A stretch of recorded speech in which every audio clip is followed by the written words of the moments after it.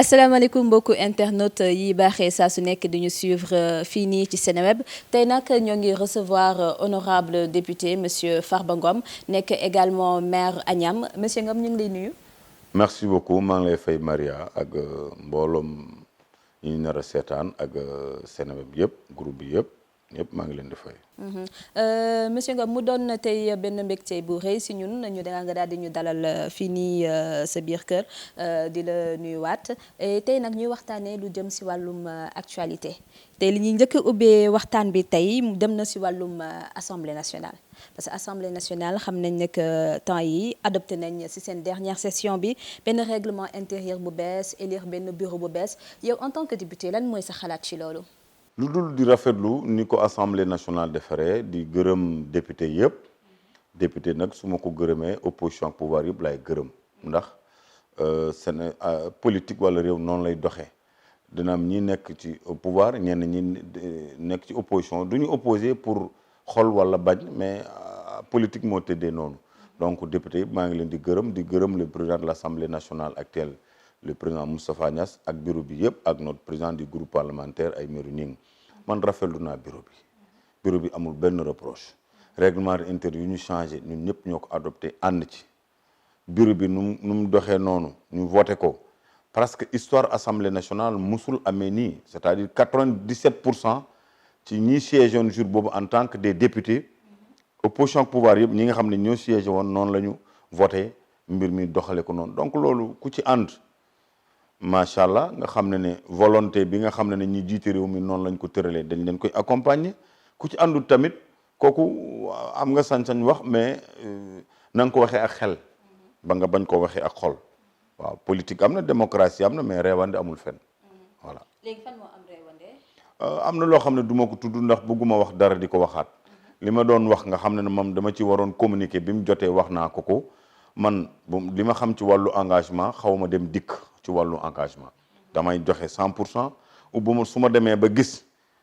gisatuma sama bopp ci li may dox noonu damay wàññeeku te su ma wàññeeku dinaa xam fan laa jëm.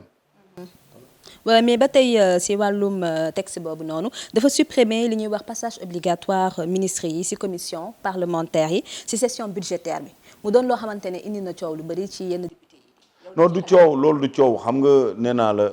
ñi ko xalaat wala ñun ñi député yi ñu ko voté ça ne veut pas dire que règlement intérieur wala changement yi dañoo bañ a c'est que toujours dañuy jiital d'abord Sénégal ministres yi dañ doxoon benn pouvoir ci député yi ba nga xam ne da ngay gis ku ne sax dem naa sa bureau recevoir am wala gisuma la maa ngi lay xaar ba nga ñëw assemblée nationale am na yoo xam ne réew la kenn du ko caaxaane du ay règlement de compte du ay situation la yoo xam ne kii dama farak kii dafa am ay normes yu ñu war a respecter ñu encadrer ko ba mu baax kenn waru ci daan lii fii laa bokkuma fii boo ñëwee bii position lay taxawee lépp loo xam ne Sénégal moo jiitu rek nañ jël Sénégal teg ko ci kanam man loolu laa xam loolu laa gis du tere nag ku ne am nga foofar parloo dafa bokk ci kujje politique noonu la bu dee bokk nga fii position boobu ngay défendre mais ça ne veut pas dire que ki farul aussi sa position toogul ci dëgg wala li muy défendre du position man loolu mënuma ko comprendre donc pour man sama tontu ci loolu pour ma wax la ne man position bi man yor ak fi nga xam ne fa laa far comme adapté nañu je suis obligé que en tant que député bokk ci Benno Bokk Yaakaar ñun ñëpp ñu d'accord ci boobu orientation boobu règlement intérieur ak boobu xalaat dañ koy appliquer loolu yaakaar naa gisuma ci benn jafe-jafe polémique bu mu mënti indi rek xëy na ñun ñi ñoo comprendre wala communication bi ñu war ci waxtaan ak askan bi ba ñu comprendre lii li tax ñu def ko wala suñ ko defee toujours pour bàyyi xel askan bi moo tax ñu di ko def. mais am na ñu naan que règlement boobu noonu député majorité bi ñi nekk au pouvoir ñoom la gën a arrangé booy seet. c'est-à-dire que la plupart ci wàllu politique dafay jafe nga jël benn position rek ñëpp d'accord ci. voilà loolu bariwul. c'est-à-dire que surtout politique comme am na opposition am pouvoir la plupart li opposition bi jël comme xalaat ñun ñi pouvoir la plupart duñ leen accompagner duñ ci d'accord ñun nit bu ñu jëlee xalaat bu rafet sax boo xam ne njëriñ askan bi dinañ opposer pour créer polémique opposition pouvoir la loolu politique moo mel noonu ku jël ku ne da ngay fa nga far rek ngay défendre. ba tey ci texte boobu noonu mel na ni ki ñoo ngi waajal ay contraintes député yi nga xamante ne dañuy faral di absenté mu doon benn point bu la war a mën a intéressé. waaw mais loolu moom man yaakaar naa man nga soo dañ laa yónni ci man rek te tamit bi ñu yónnee ci man dinaa tontu bu baax c'est que du ñàkkum respecter assemblée nationale. man bis tous les jours dama ñëw assemblée nationale ma wax la. sur le député bu fi mujjee ci biir assemblée nationale man la. amul benn guddi bi ma fa génne avant 2h 1h du matin ou minuit même du heure liggéey mais man politique dama ko bëgg. te ki nga xam ne moom mooy tax may politique dama bëgg di taxaw ci ay mbiram donc xam naa ne ñi bëri amuñ accès ci moom ku ma mën a recevoir ma mën a wax ak yow te ma mën a régler ce problème wala mën a échanger calmer la rek dinaa ko dox dinaa ko def donc député laa boo xam ne xëy na dama am problème changement de sommeil loolu ñi ma daan fréquenter presque ñoo bouleversé sama sommeil mais du tere à chaque fois qu'il y a des grandes décisions yu ñu jël même bu dee 7h du matin dinaa présenter à l'Assemblée à 6h du matin loolu dama koy def donc pour wax la ne yeneen mais tous les jours damay ñëw ça ne veut pas dire que je ne viens pas à l'Assemblée nationale bis bu ne damay ñëw Assemblée nationale tous les jours il y a des moments damay ñëw le matin rarement aussi da ci gën a bëri après-midi laay ñëw Assemblée waaw mais su amee ay décisions yoo xam ne dafa jaar ñu conforté wala dafa soxla vraiment loo xam ne soxla réew mi la ñor na réew mi ñor na suñ coalition je suis obligé ma teel a ñëw comme ñëpp ndax député là comme tous les députés. mais est-ce que mesures contraignantes yooyu par rapport à retard yi absence yi yow jàpp nga ne c'est pertinent. non je ne te dis pas que c'est pas pertinent ça ne veut pas dire que man damay tardé rek ñuy jël ay mesures yoo xam ne dal na seen xel ma ne du pertinent c'est-à-dire que loolu day pousser ñun ñi nga xam ne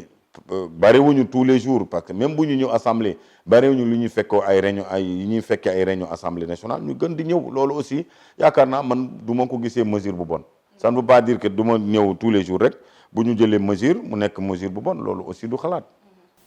dëgg la ñu des ba léegi ci actualité bi gis nañ ne que retrouvailles Wade Macky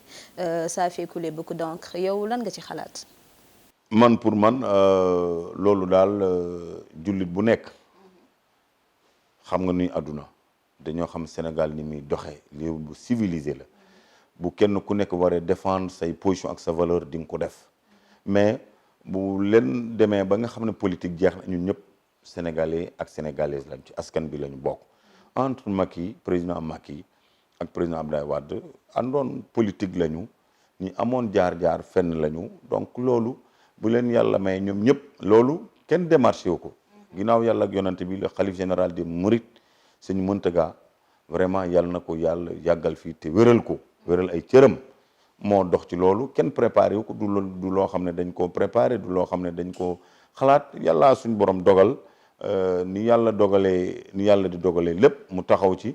am ci ndam boo xam ne kenn musul gis mu toog waxtaan ak ñoom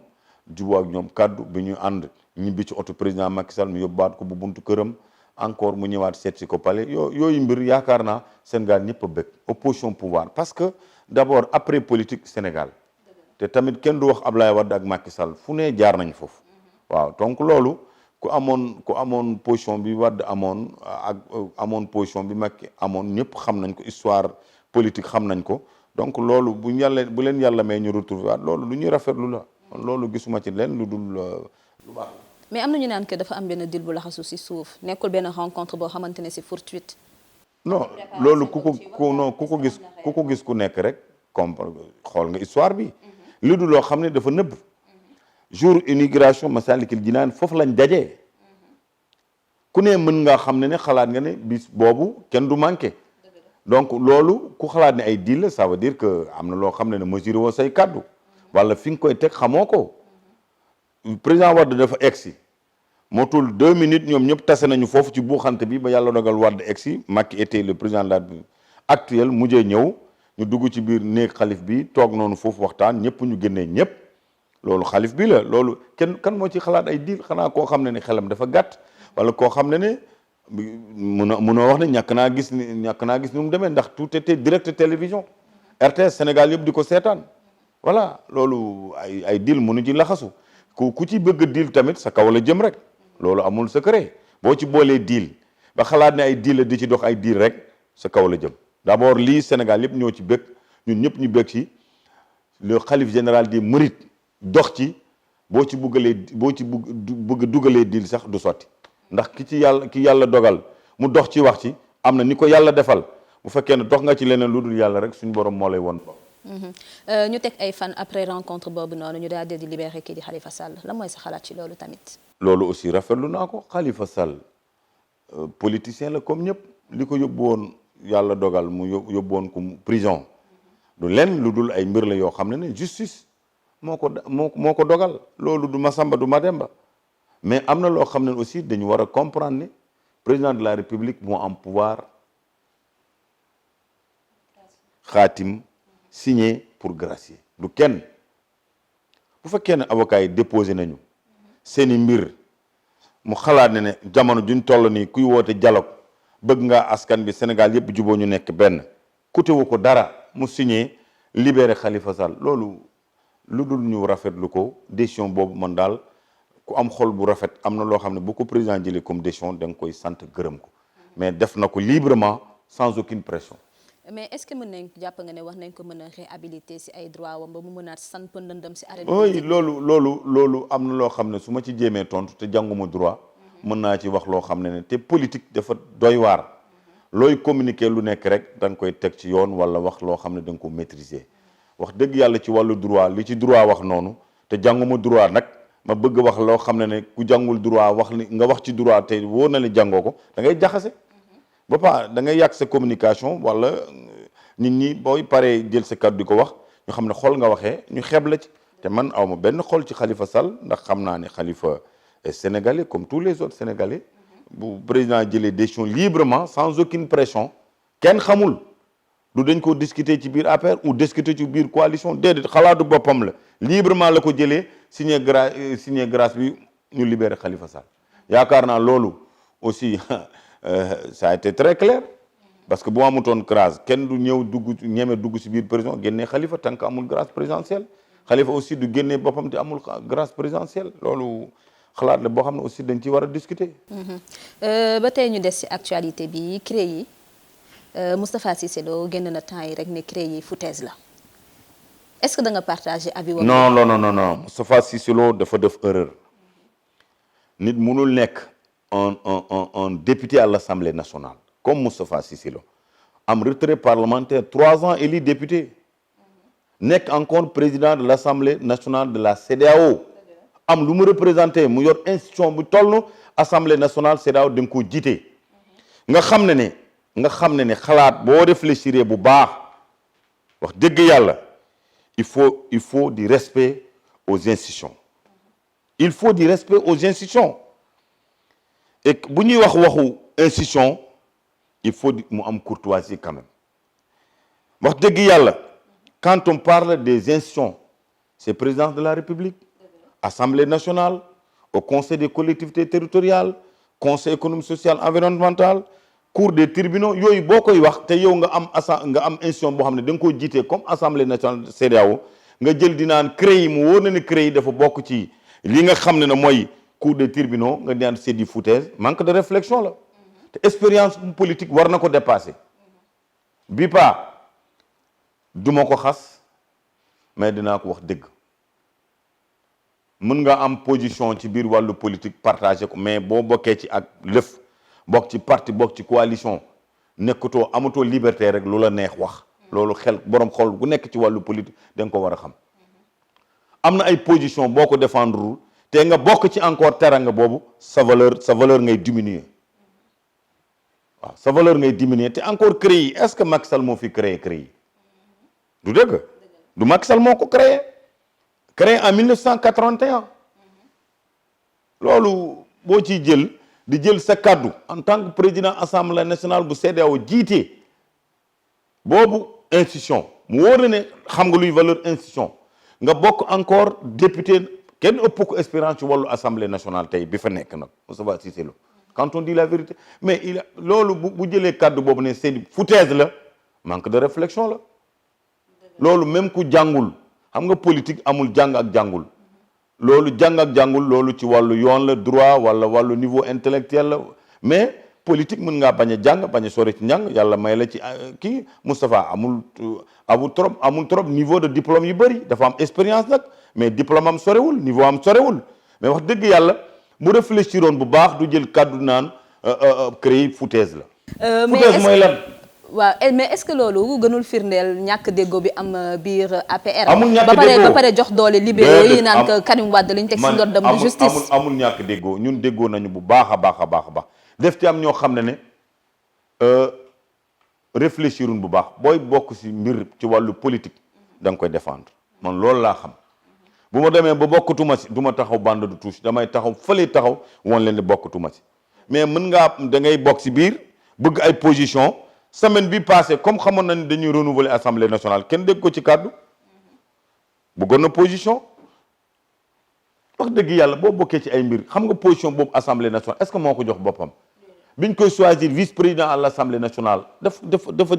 yëkkati kàddu ne je suis candidat ça a été une décision bi nga xam ne dafa jógee ci ki nga xam ne moo jiite suñu coalition ñun ñëpp ñu appliqué ko. kon loolu mooy waral ne bu fekkee ne yaa ngi ci mbir bokk ci waroo toog rek xalaat neex li ma neex laay wax xalaat bi ma am dama koy wax démocratie am na mais on doit défendre quand même des positions loolu mooy xel. c'était pas une réflexion hein il a très mal parlé et communiqué. foutaise.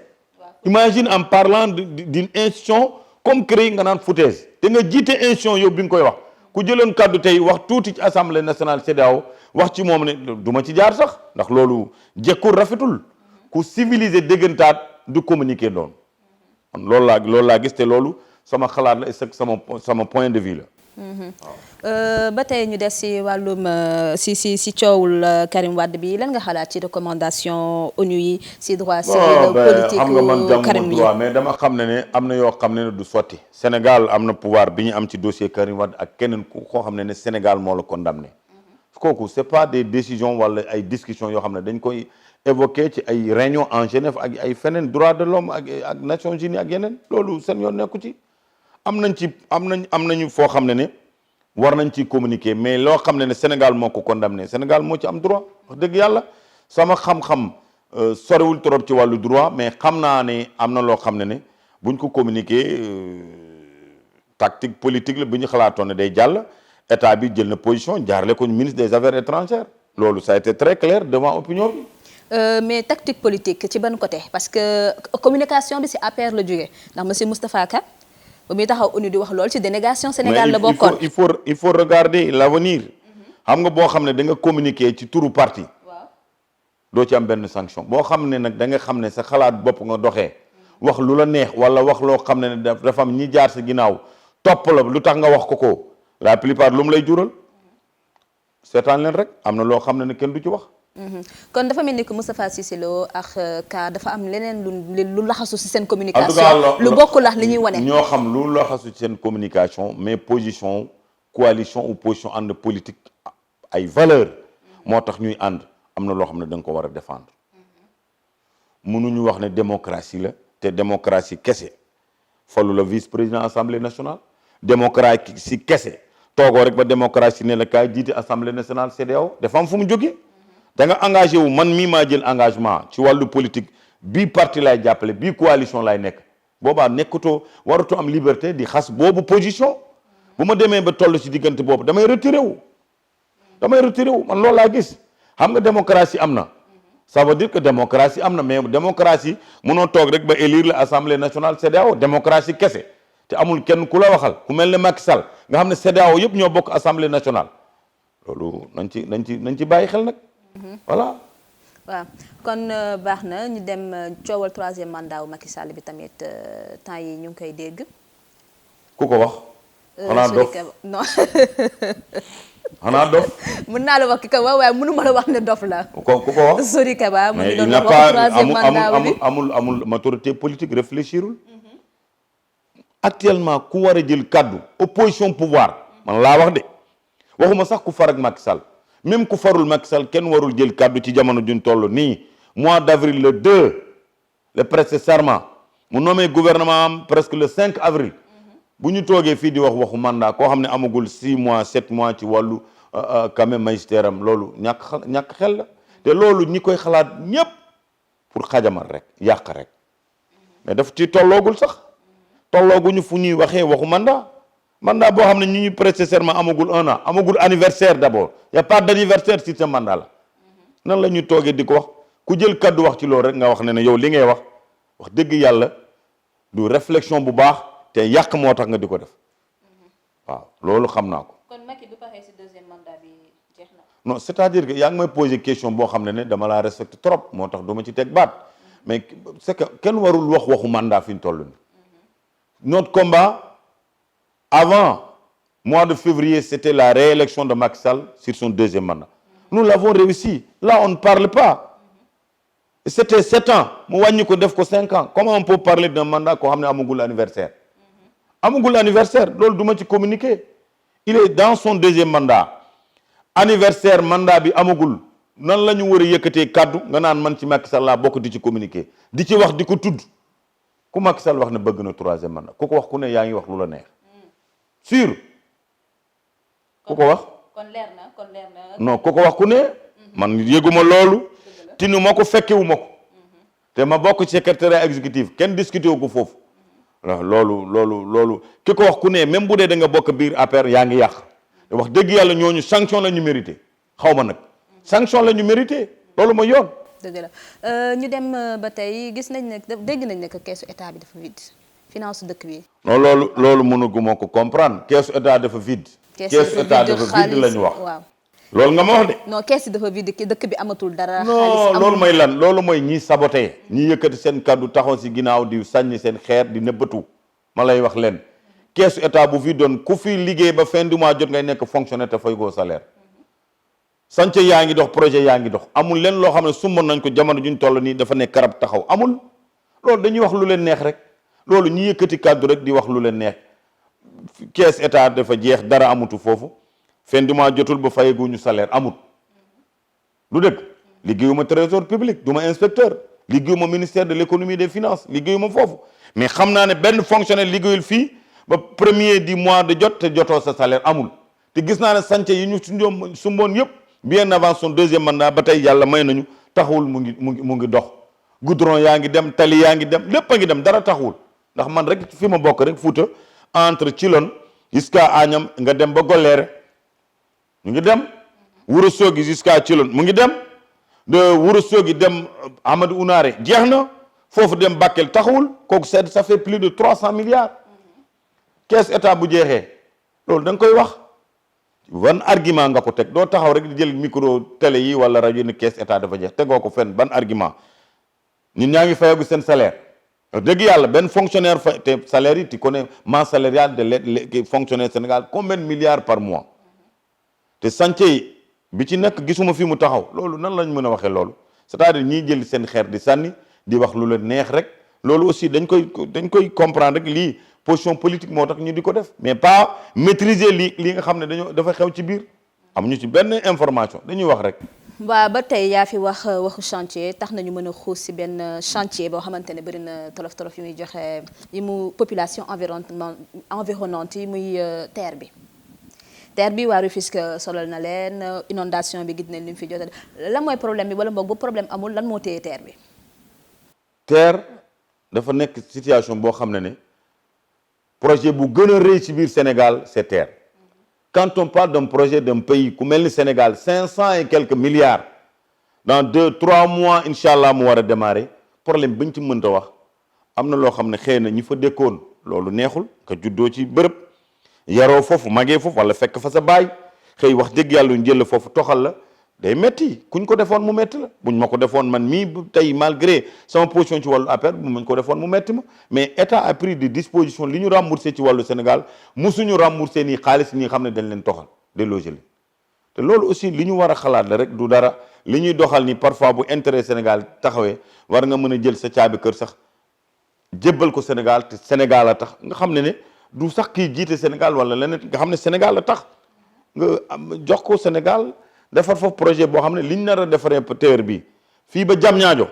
nga xam ne ñaata minute la ni ñu ko communiqué loolu dafa nekk loo xam ne Sénégal yëpp ñoo ci nar a gis seen bopp loolu man dama koy rafetlu te képp ki ci bokk aussi mu delloo ci xelam dalal xelam mu xam ne Sénégal bu soxlee te nga bokk si biir réew mi rek war ngaa jël sa kër sax joxe ko xëy na nag jamono jooju nga dem si état bi nguur am na loo xam ne moom moo am position pour mun koo régler ñu utal la yowit boromi njaboot nga am foo bokk am foo fanaan ñu utal la fa nga xam ne aussi foofu nga mën a yóbbu sa njaboot loolu aussi li nga xam ne man d'accord naa ci loolu lu ñu leen mënta utal rek ci ay dédommagement wala fu ñu leen di mënta loger pour ñu quand même ñu mën a maîtriser seen njaboot dara dàq ko ci àdduna. kon léegi TER bi pare waa Rufisque dinañu. mais yàggatul dans 2-3 mois yàggatul loolu xam nga man liggéeyuma ci biir TER je suis pas un employé boo xam ne dama bokk APIX wala ci biir TER bi mais xam naa quand même au moins ni Sénégal di doxee te damay jël information sama njàng sorowul mais damay déglu lu bëri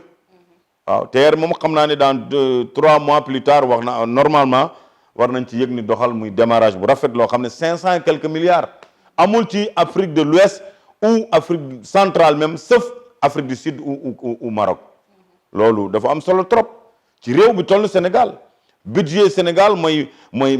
douane wala impôt yi mel noonu ñu ngi doog a xalaat ne dans 1 an et quelque pétrole bi dina war a indi dara loolu nag nga xam ne Sénégal góorgóorlu te loolu kenn defu ko ginnaaw yàlla ak yonent bi luy xalaatu borom réew mi président de la république ak crédibilité réew mi ak crédibilité chef d'état bi moo waral loolu ñu mun ko am bailleurs yi financé.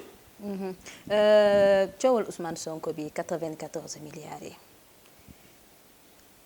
man 94 milliards lenn laa ci retenir